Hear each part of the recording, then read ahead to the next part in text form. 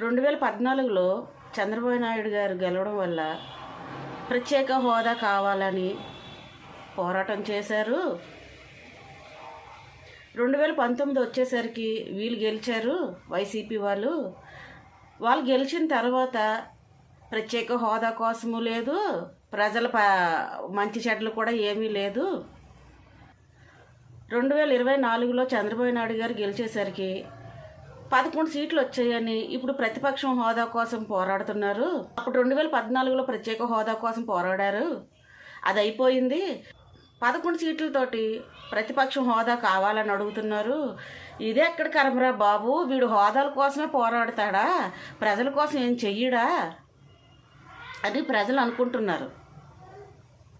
అనవసరం 11 సీట్లు ఇచ్చి పంపించాము, 0 ఇచ్చి పంపించేసి ఉంటే బాగుంది ఇంటికి.